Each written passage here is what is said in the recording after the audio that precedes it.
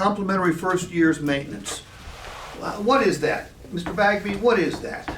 I get your first 2 oil changes, first 2 tire rotations within Okay, the first year. that's When all. you have it done here at our dealership. Yeah, that's all I needed to hear. What's that worth? $160. Yeah. Huh? Say again? $160. That would have been my guess. Well, I mean, I'm a Honda guy. I pay $80 to have my tires rotated and my oil changed. Well, why wouldn't you tell the customer it's worth $160? Right. You know, 2 free oil changes. First of all, they're not free. Okay? Complimentary. Yeah, ask Scott. Yeah, we paying Ask for Scott. They ain't We free. paying for them. Yeah, somebody's paying for them. Draw an analogy here. I offered G a lunch coupon. Here's a coupon for a free lunch, okay? That's pretty nice, isn't it? And I look at Jada and I say, hey Jada, how about I buy you lunch today?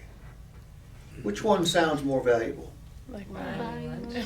They could be exactly the same thing, couldn't they? Yeah. But that one sounds more valuable. So I'd tell the customer, we're buying your first 2 oil changes and tire rotations. Instead of you coming out of pocket with $160, we'll come out of pocket. Why are we doing this, by the way?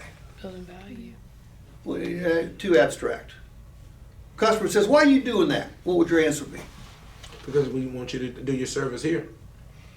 Tell a better story.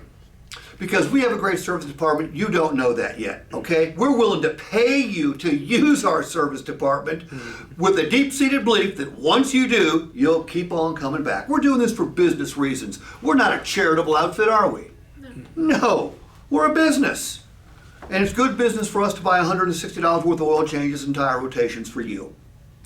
Look, selling is about storytelling. If you want to make a lot of money, become a good storyteller.